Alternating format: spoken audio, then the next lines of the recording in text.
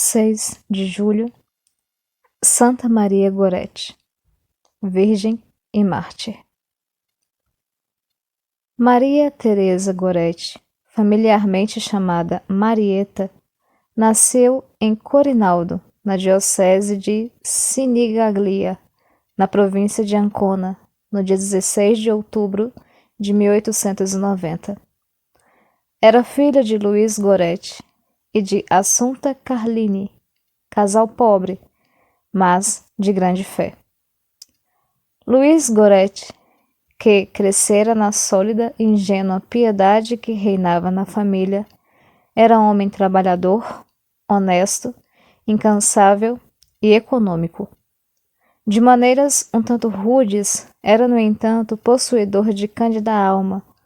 Bom cristão, praticava com ardor a oração cotidiana, ao levantar-se, ao deitar-se, antes das refeições e o clássico terço da noite com a família toda reunida, contritamente ajoelhada. Aos domingos, sem falta, religiosamente assistia circunspecto à Santa Missa. Dócil a todas as leis de Deus e da Igreja, os mandamentos eram o seu código. Lavrador, labutava nos campos com inteligência e da terra arrancava penosamente o pão para a esposa e os filhos. E, quando o tempo, desfavorável, anunciava uma colheita escassa, cresciam as preocupações do bom homem. Era com o coração apertado que via a neblina descer dos Apeninos e cobrir a terra, queimando o trigo e destruindo as sementes. Assunta Carlini, a mulher forte, era viva, tímida e sentimental. Ótima dona de casa. Viveu no trabalho desde a primeira adolescência. Era sempre a primeira a levantar-se e a última a deitar-se. Mantinha a casa sempre limpa, as roupas bem tratadas e conservadas, e por vezes substituía os homens no árduo trabalho do campo, manejando com habilidade o machado, a enxada e a foice. Com o marido dividia os sacrifícios, juntos, sempre juntos, na alegria e na dor, jamais sombra alguma turbou a paz daqueles dois seres que haviam nascido um para o outro. Luiz Gorete, que faleceu em 1900, deixou a Assunta Carlini 6 filhos. Ângelo, nascido a 27 de agosto de 1888. Maria Teresa, nascida, como vimos, em outubro de 1890. Mariano, aos 27 de janeiro de 1893. Alexandre, aos 30 de julho de 1895. Ercília, aos 23 de fevereiro de 1898, e Teresa, aos 2 de fevereiro de 1900. Viúva, obrigada a trabalhar no campo, Assunta confiou a Marieta a guarda dos irmãos. Menina exemplar, sempre pronta a obedecer, sabendo conduzir os que tinha ao encargo, foi para a mãe a grande consoladora nas aflições e nos apertos. O anjo sempre atento e infatigável. Bons cristãos, os pais levaram a filha à pia batismal quase que imediatamente depois do nascimento, movidos pelo desejo de logo assegurar-lhe a vida da graça. Chamaram-na Maria para que tivesse uma poderosa padroeira do céu e um grande modelo para imitar na terra. Aos 6 anos, recebeu o sacramento da confirmação. Obtida a licença necessária, aos 4 de outubro de 1896, ela e o irmão Ângelo foram crismados pelo bispo de Sinigaglia, Giulio Boschi. Para ganhar a vida, Luiz Gorete deixara a montanha onde se estabelecera inicialmente e descera para Pontino, lugar insalubre. A família viveu algum tempo em Colle di Turco. Depois, a partir de 1899, em Ferniere de Conca, na diocese de Albano. Instalara-se numa fazenda do conde Mazzoleni, onde já vivia a família Serenelli. Piedosa, recitando o terço com assiduidade, Marieta, a 16 de julho de 1901, fez a primeira comunhão. E aqui surge a figura de Alexandre Serenelli, filho dos Serenelli vizinhos, jovem de 18 anos, enredado nas más companhias, violento e dado a leituras perniciosas e destrutivas. Ia principiar o calvário da doce Marieta inocente. Ouçamos o que nos diz um dos biógrafos de Santa Maria Goretti, Colombo, abre aspas. Sem que ela própria o notasse, Marieta ia se transformando em moça. Seu espírito, porém, não demonstrava nenhuma dessas inquietações tão comuns às mocinhas de sua idade.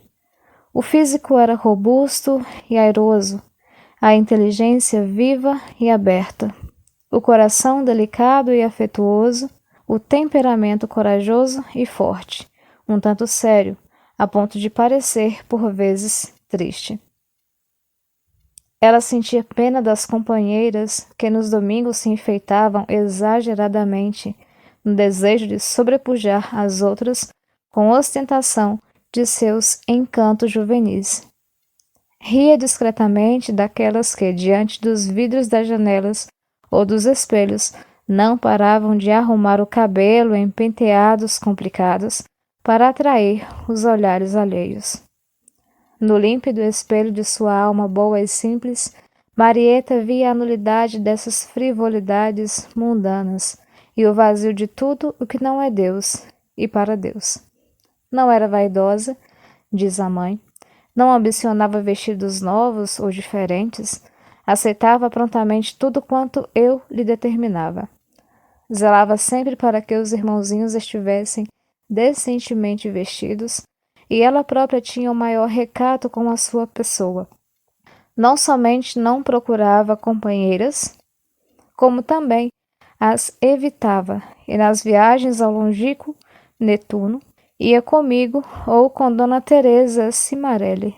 Tinha horror ao palavreado grosseiro, tanto assim era que sua boca jamais proferiu uma só palavra menos correta. Da mesma forma, detestava qualquer comentário desonesto. Certo dia em que fora buscar água à fonte, aconteceu-lhe ouvir expressões um tanto livres que a deixaram horrorizada. Voltando para casa, disse toda desgostosa à mãe: De que falou aquela moça? E mencionou-lhe o nome. E por que tu ficastes a ouvir?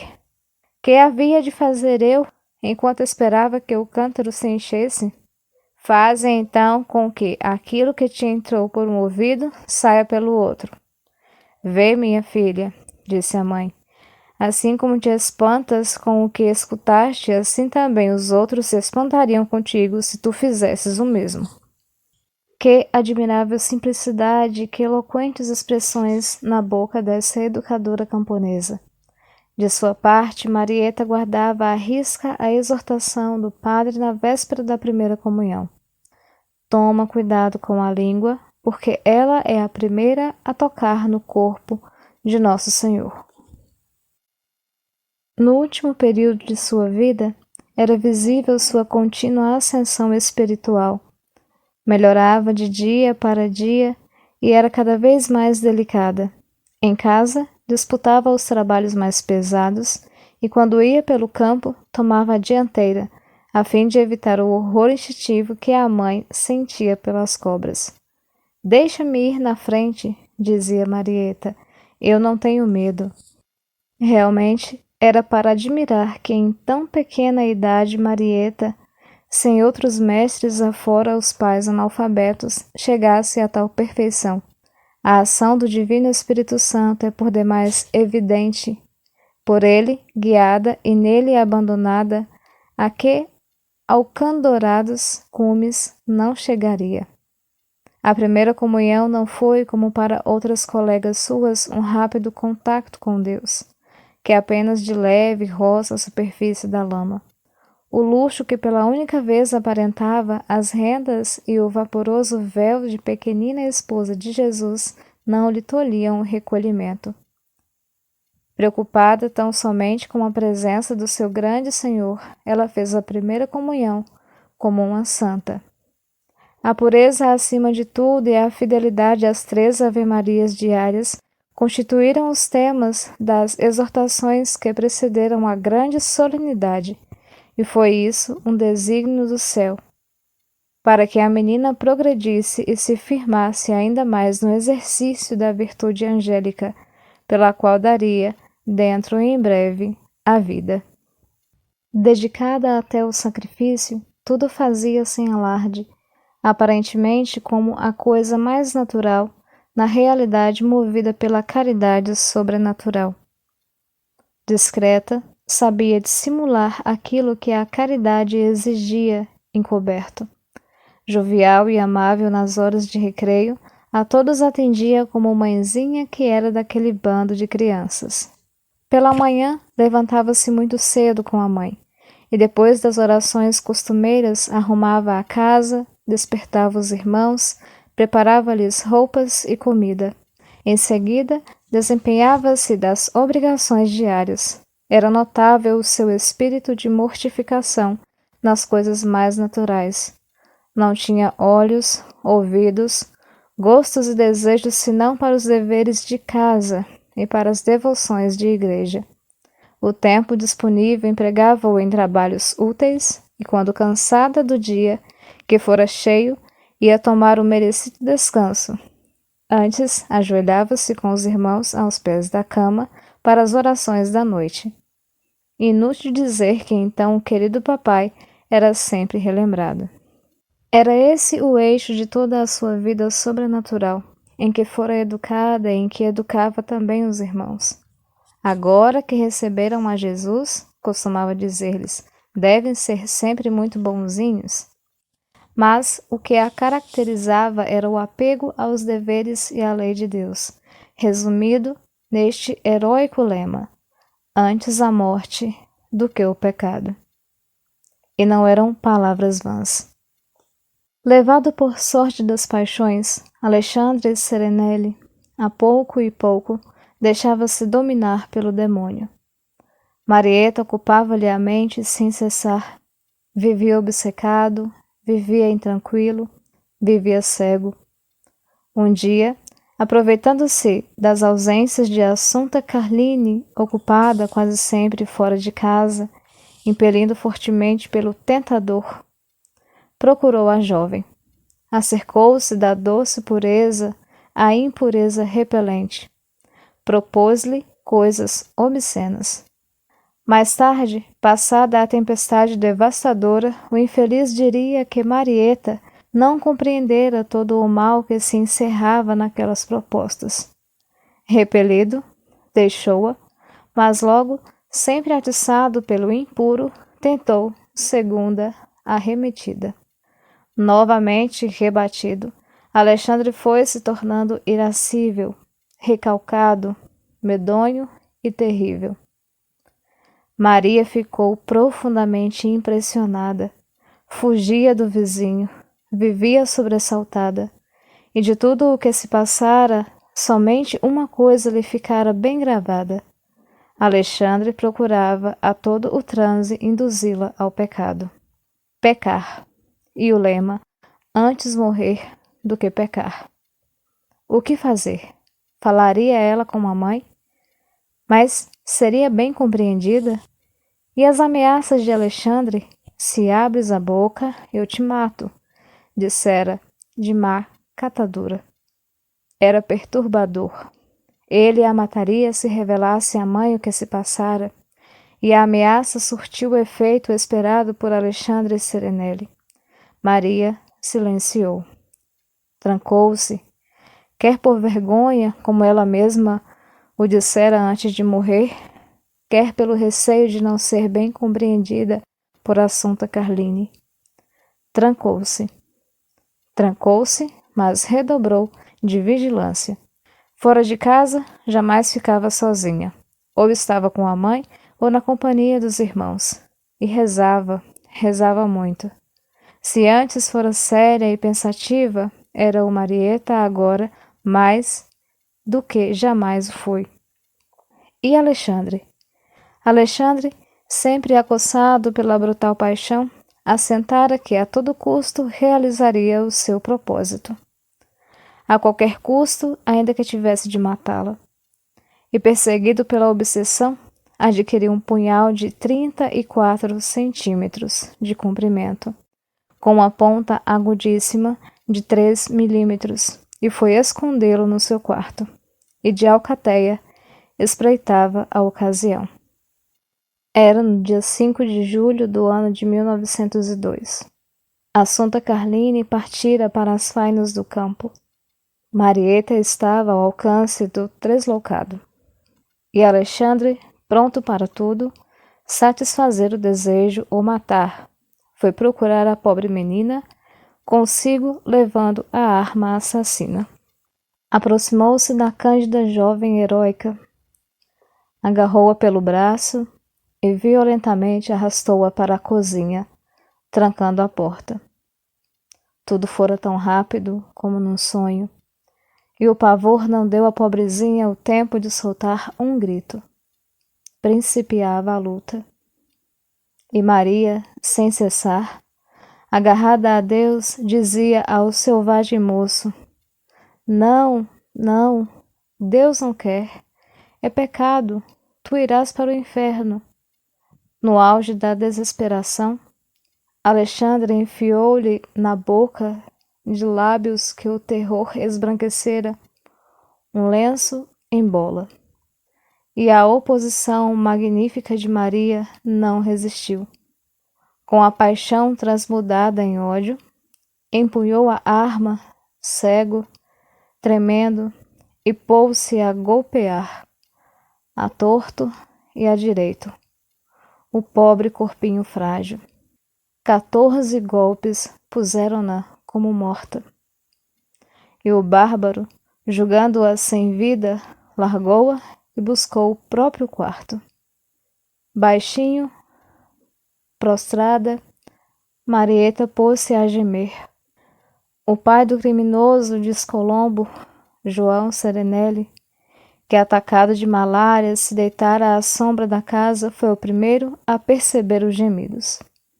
Também Teresa, a inocente criaturinha que a irmã fizera adormecer, já acordara, assustada com aquele rumor estranho e movida talvez pela intuição do perigo, pôs-se a chorar. Depois, João e Mariano penetraram na casa. Horrorizado à vista do sangue, Mariano agarrou a pequena Teresa e correu aos gritos para junto da mãe.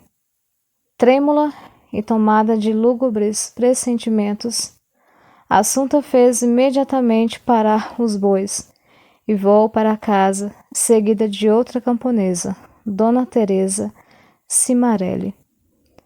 Foi para a alma da boa Assunta Carline uma angústia indescritível. Dona Teresa Cimarelli, rapidamente, tomando Maria nos braços, colocou-a na cama. Tudo era sangue e mais sangue. E a triste mãe, horrorizada, perdeu os sentidos, foi levada para a casa dos vizinhos. A Marieta, então, foram ministrados os primeiros curativos caseiros. Mas, quando tentaram tirar-lhes as vestes, o sangue voltou a jorrar aos borbotões, causando-lhe ainda maiores sofrimentos. Veio depois o delírio e, no delírio, a reconstrução do monstruoso atentado. Oh, Alexandre, como és mau! Gritava ela, fazendo gestos como a repelir o inimigo. Por caridade, não deixem Alexandre entrar. Maria Goretti foi transportada para o hospital de Netuno com a maior urgência. A mãe e o casal Cimarelli foram na ambulância que viera buscar a pequena mártir. A meio caminho, no tropel, passaram por eles alguns carabinieri, entre eles subjugado e a Alexandre Serenelli algemado. A viagem pelas estradas da Campagna Romana foi longa, incômoda e triste. Às 6:30 da tarde, chegavam ao hospital de Netuno. Às portas, uma multidão comprimia-se no desejo de vê-la ainda uma vez. E quando a pequena Marte apareceu nos braços piedosos dos amigos, os olhares de todos se ergueram e a acompanharam até o momento em que desapareceu nos sômbrios corredores daquele hospital. Os médicos que a examinaram não deram esperanças. Estava perdida. Teria, quando muito, poucas horas de vida.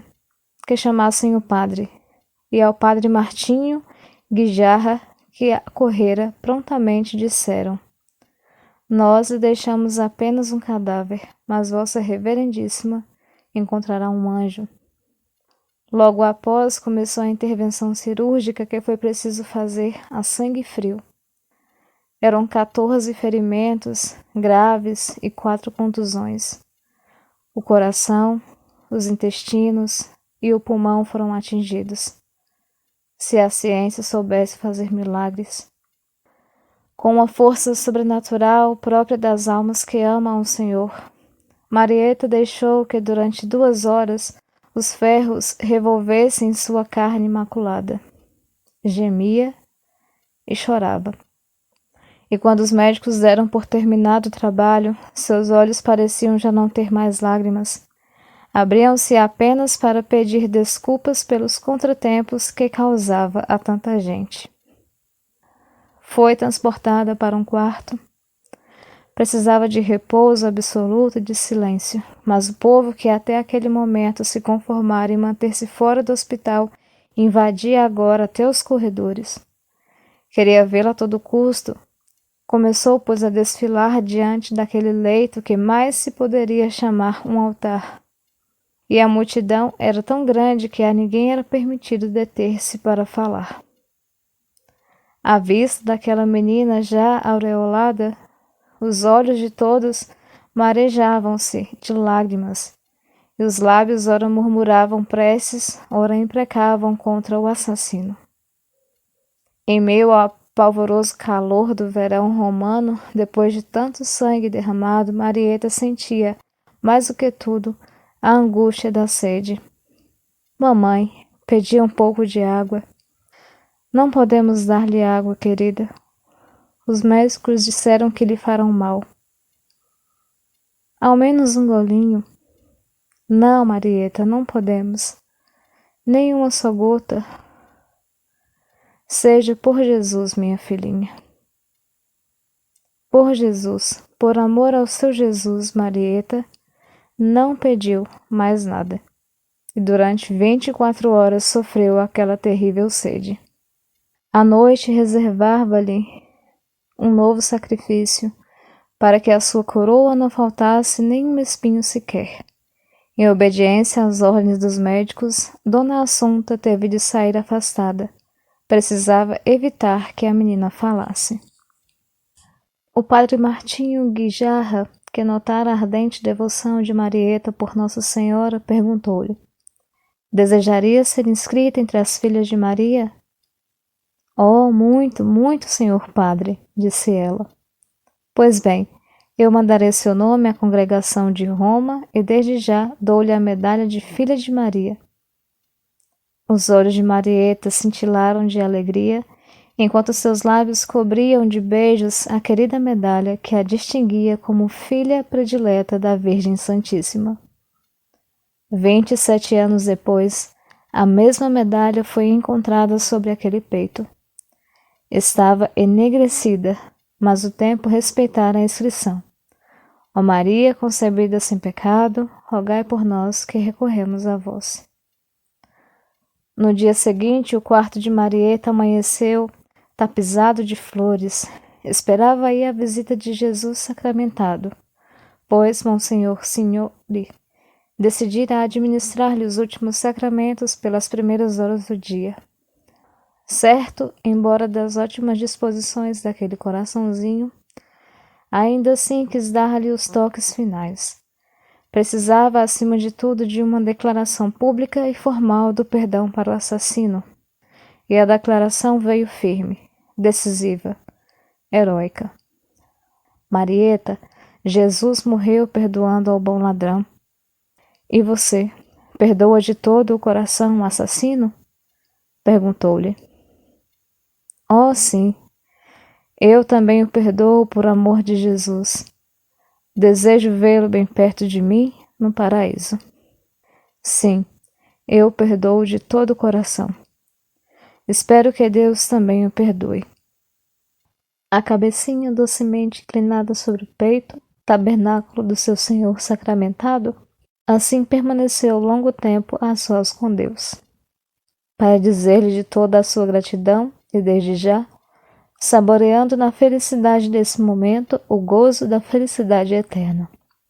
Após a extrema unção, disse-lhe o irmão Meirado: Maria, lembre-se de mim quando estiver no céu. Quem sabe qual dos dois chegará primeiro? Retrucou a menina. Você, cara Maria. Ocorreu-lhe também a ela a lembrança do pai, e voltando-se para Dona Assunta, repetia nos derradeiros momentos o grito dos primeiros momentos da vida. Papai, mamãe. Mas as palavras morreram-lhe na garganta. Perdoe-me, mamãe. Agonizava. O murmúrio das preces rezadas a meia voz acompanhava o estertor da moribunda. De repente, eis que tenta erguer-se. É o delírio. Reacende-se-lhe na memória a cena do atentado. Agarra-se então ao braço de Teresa Cimarelli, que estava ao seu lado, e grita: Que fazes, Alexandre? E no esforço de afastar o inimigo, recai no leito. Padre nosso que estais no céu, e não nos deixeis cair em tentação, mas livrai-nos do mal. O Amém, Marieta foi pronunciar na eternidade. Morreu com a respiração cortada no ardor da luta, como um herói no campo da honra. Eram 3h45 da tarde do dia 6 de julho de 1902. Maria tinha 11 anos, 8 meses e 20 dias. Apagava-se uma lâmpada na terra e no céu acendia-se uma estrela. A mãe fechou-lhe os olhos, beijou-lhe a fronte, como para marcar nessa despedida o encontro certo no reino dos céus. Maria Gorete, a mãezinha Marieta, que morreu invocando a Santa Virgem, teve funerais como poucos. Magnífico triunfo, como disse o cardeal Salotti, verdadeira apoteose, sublime hino à virtude de Cristo. Vivo aplauso à educação materna, solícita e precoce, vigorosa repulsa ao vício imundo e maravilhoso estímulo à prática da mais intensa vida cristã. Numerosíssimos milagres realizaram-se à beira do túmulo, mas o mais notável foi a conversão do assassino. Condenado a 30 anos de trabalhos forçados, Alexandre Serenelli, que na prisão se fazia notar pelo cinismo e pela brutalidade, teve a vida completamente mudada. Em 1910, sonhou que Marieta, num jardim imenso, exuberante, em meio a lírios, sem fim, achegava-se para perto dele e lhe oferecia uma flor. Impressionado, confundido, perturbado, escreveu uma carta ao bispo, na qual se extravasou em mágoas em arrependimento. Desde então, mudou por completo, e a conduta que era péssima tornou-se exemplaríssima, tanto que em 1929 foi posto em liberdade. Decidiu então trabalhar e trabalhar sem descanso para a beatificação da vítima. Em 1937, humildemente e arrasadamente, foi procurar a heróica Assunta Carlini, a mulher forte, como a chamam todos os biógrafos da pequenina Marieta, e sussurrou-lhe: Assunta, tu me perdoas? A voz tremia-lhe as mãos. E a mãe cristã respondeu prontamente, de coração aberto, toda branca nos seus 70 anos. ela te perdoou morrer. Por que não te perdoaria eu? No Natal daquele mesmo ano, os dois, um ao lado do outro, recebiam a Jesus na Sagrada Hóstia. Santa Maria Gorete, rogai por nós. Também hoje comemora-se Santos Filemão, Apolônio e Arriano, Santa Dominica, Santo Isaías, Santa Godelieva, Santa Matilde, Santa Ângela, São Justo e São Tomás Moro.